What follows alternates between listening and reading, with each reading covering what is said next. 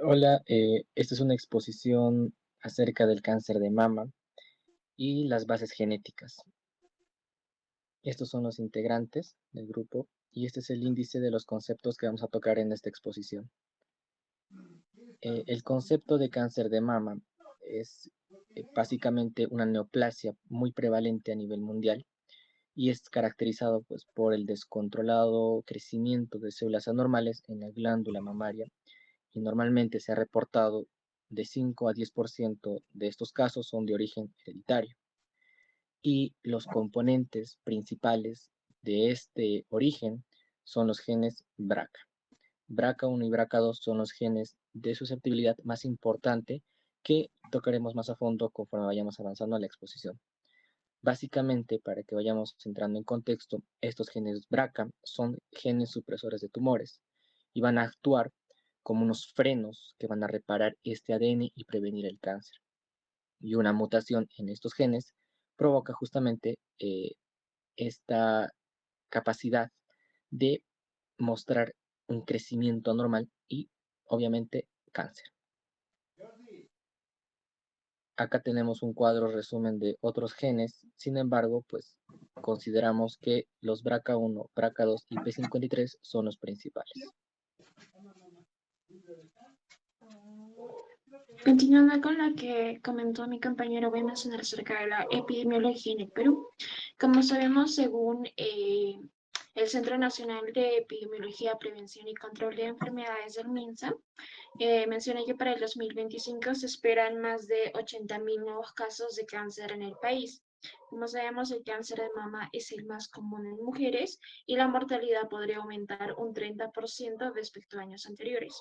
¿Cuál sería la razón? La detección sigue siendo tardía y muchas mujeres no acceden a mamografías a tiempo, entre otras. Respecto a la prevalencia, actualmente más de 1 de cada 4 casos en mujeres es de mama. Aunque la mayoría se concentra en la costa, hay estudios que mencionan que está creciendo en la sierra, lo cual pues nos muestra que este problema ya no es solo urbano, sino que es más nacional. Por tanto, ¿qué pasa a nivel molecular? Como pueden ver acá, tenemos la función biológica de algunos de los genes, como el BRCA1 y el BRCA2. En este caso, como mencionó mi compañero, son los más importantes que preparan rupturas de doble cadena de ADN y su alteración es que si sus mutaciones inactivan esta preparación, predisponen al cáncer hereditario. Continuando, tenemos el TP53 que actúa como un guardián del genoma, deteniendo el ciclo celular ante daño y su alteración pues permite la proliferación con ebores. Tenemos el PAL-B12 que interactúa con el BRCA1 y el BRCA2 y su mutación reduce la eficiencia de preparación. Tenemos al PTEN que inhibe las vías PI3K y AKT, que su pérdida pues activa la proliferación descontrolada también.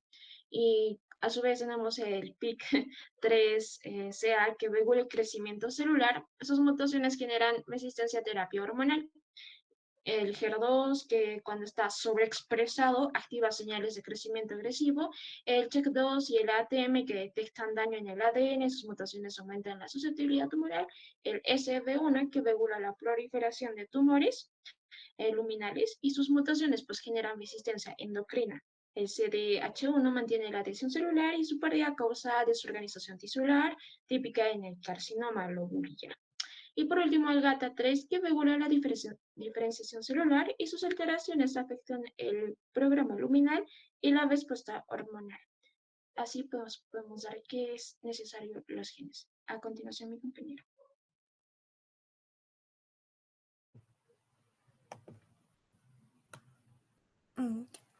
Bueno, ahora les voy a hablar sobre los factores de susceptibilidad.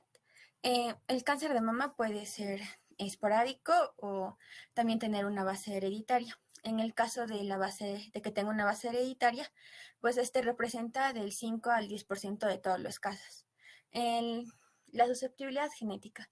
Esta pues se refiere, o bueno, está principalmente relacionada con mutaciones en genes supresores de tumores que participan en la reparación del ADN, siendo los más destacados, como ya lo mencionaron, el BRCA1 y BRCA2. ¿Qué son estos? Volviendo a recalcar, son genes supresores de tumores que codifican proteínas involucradas en el proceso de reparación del ADN. Mutaciones en estos genes pues aumentan significativamente el riesgo de cáncer, hasta un 80% para portadoras de variantes tumorogénicas. Bueno, suele presentarse en edades tempranas y poseen características biológicas particulares. Por ejemplo, el cáncer que está relacionado con el gen BRCA1 es frecuentemente triple negativo. ¿A qué se refiere esto? Que no expresa receptores de estrógenos, progesterona ni HER2 y presenta un fenotipo basal, agresivo y con peor pronóstico. Siguiente, por favor. Además del BRCA1 y BRCA2, se han identificado otros genes relacionados con este tipo de cáncer, como es el TP53, el CHK2 y ATM. Estos forman parte de la mecánica celular destinada a mantener la integridad genómica y reparar el ADN. Los pacientes con mutaciones en estos genes pueden tener un riesgo mayor, aunque no siempre están indicados para pruebas genéticas estándar. Les voy a hablar sobre un poquito más sobre los modificadores genéticos. Puede ser modificado por cofactores hormonales, ambientales y el estilo de vida, como usos de anticonceptivos orales, terapia hormonal, paridad, actividad física y lactancia. Estos factores también pueden actuar como agentes protectores o promotores del desarrollo del cáncer, incluso en personas con predisposición genética. Con respecto a la influencia del origen étnico, pues estas son mutaciones fundadoras específicas. ¿A qué se refiere esto? Que son mutaciones que se originaron en un ancestro común y persisten en ciertos grupos étnicos, como las reportadas en la población judía askenaz, que son la 185 de la G, 5382 INSC. Estos son relacionados con el BRCA1 y con el BRCA2 pues está el 6174 del T. Estas representan la mayoría de mutaciones observadas en este grupo étnico y facilitan el tamizaje genético.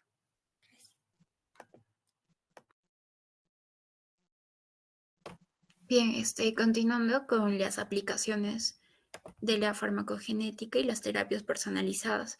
Como sabemos, el cáncer de mama es una enfermedad heterogénea y esta variabilidad hace que cada paciente responda de manera distinta al tratamiento, ¿no? Por eso se combina la información de los biomarcadores del tumor con la genética individual para seleccionar terapias más efectivas y con menos toxicidad. La farmacogenética aporta información clave sobre cómo cada paciente metaboliza los fármacos y cómo esto influye en la eficacia y los efectos adversos que pueda tener. Siguiente, por favor.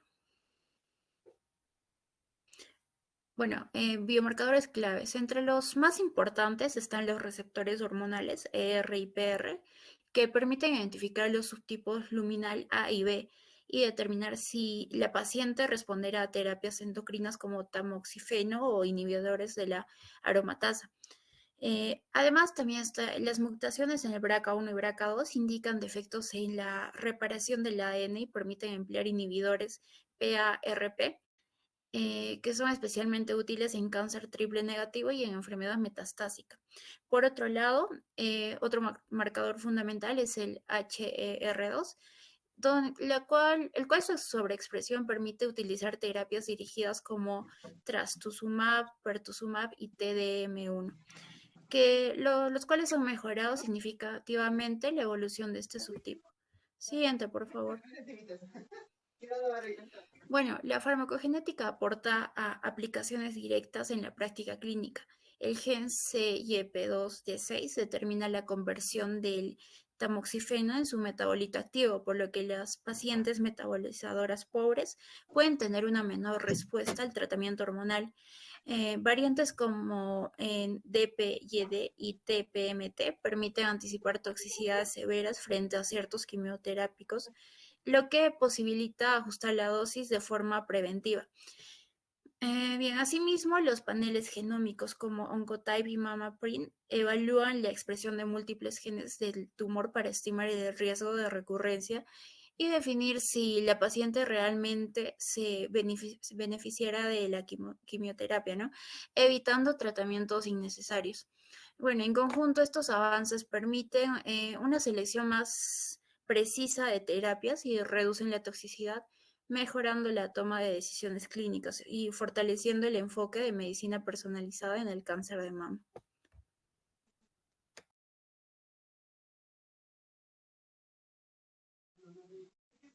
Uy, ahora tenemos las implicaciones clínicas, éticas, sociales del conocimiento genético. Tenemos las implicaciones clínicas, que el conocimiento genético permite identificar mutaciones como el BRCA1, el BRCA2, el PALB2 o el TP53, que aumenta significativamente el riesgo de cáncer. Esto hace posible un diagnóstico más temprano, con controles antes de la edad habitual y con mayor frecuencia. Además, impulsa la medicina personalizada, donde los tratamientos se eligen según el perfil genético. Un ejemplo claro es el uso de inhibidores PARP en pacientes con mutaciones del BRCA que funcionan mejor en estos casos. El análisis genético también ofrece opciones de cirugías preventivas como mastectomía u ovariotomía que permiten reducir el riesgo en un porcentaje muy alto. Sin embargo, no todo es perfecto. Algunos resultados son difíciles de interpretar, generan ansiedad y afectan no solo al paciente, sino también a los familiares que podrían compartir el mismo riesgo hereditario. Tenemos las implicancias éticas, que es la información genética es extremadamente sensible y existe riesgo de discriminación por parte de aseguradoras o empleadores. Por eso es esencial garantizar privacidad, protección de datos y un consentimiento informado. Claro, el paciente debe entender que se analiza qué significan los resultados y cómo pueden implicar en su salud y en la de su familia. Surgen también dilemas éticos importantes, por ejemplo, cuando una persona tiene una mutación y no quiere informar a sus familiares, aquí se enfrentan la autonomía del paciente y la responsabilidad moral de proteger a otros que podrían beneficiarse de saberlo. Además, el acceso a pruebas genéticas sigue siendo desigual, su costo puede limitar a quien lo recibe o no estos avances, lo que plantea desafíos en términos de equidad de salud.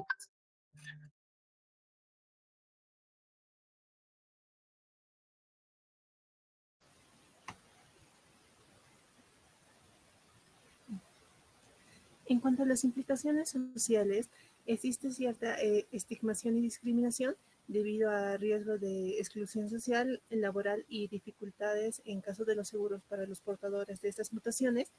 También encontramos lo que es el impacto psicológico, que de cierta manera en los portadores provoca lo que es la ansiedad, el miedo y la culpa, que no son poco comunes.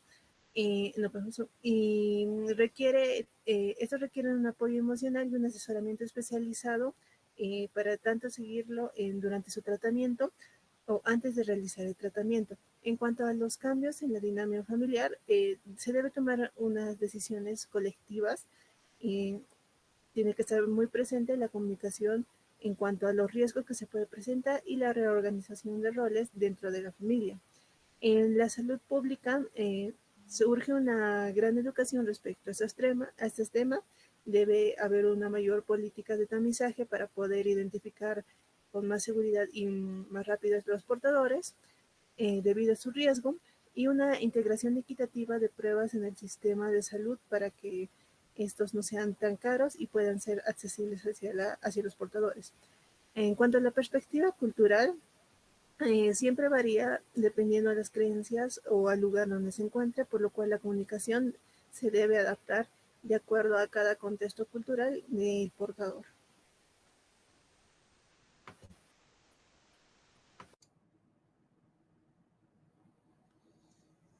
Bien, a lo largo de esta presentación hemos comprendido que el cáncer de mama hereditario no es simplemente una enfermedad, sino un complejo entramado entre nuestros genes, nuestras decisiones clínicas y nuestra realidad social. Hemos visto cómo genes como BRCA1, BRCA2 y otros actúan como guardianes de nuestro ADN y cómo sus mutaciones pueden incrementar el riesgo de cáncer hasta en un 80%. Comprendimos que factores como la ancestralidad étnica influyen significativamente en este riesgo y que en el Perú enfrentamos una creciente incidencia que demanda atención urgente. La farmacogenética y las terapias personalizadas representan un avance revolucionario. Ahora podemos seleccionar el tratamiento correcto para la paciente correcta en el momento correcto. Los biomarcadores y las pruebas genéticas nos permiten evitar tratamientos innecesarios, reducir la toxicidad y mejorar dramáticamente las tasas de respuesta. Sin embargo, este conocimiento genético plantea desafíos profundos. Clínicamente debemos interpretar correctamente los resultados sin crear falsas expectativas. Éticamente enfrentamos dilemas sobre privacidad, autonomía y el derecho a saber y al no saber. Socialmente existe el riesgo real de estigmatización, discriminación y desigualdad en el acceso a estas tecnologías. Como reflexión final, siguiente por favor, el verdadero poder del conocimiento genético no reside únicamente en identificar mutaciones, sino en cómo utilizamos esa información para transformar realmente las vidas de las personas. Como futuros profesionales de la salud, debemos preguntarnos, ¿estamos preparados para manejar no solo el aspecto técnico de estos avances, sino también el profundo impacto emocional y social que generan? Una paciente que descubre que porta una mutación BRCA no solo necesita un protocolo de vigilancia, necesita comprensión, apoyo psicológico y guía en decisiones que afectarán toda su vida y la de su familia. En el Perú, donde la inequidad en salud es una realidad palpable, debemos reflexionar sobre cómo democratizar el acceso a estas pruebas y tratamientos.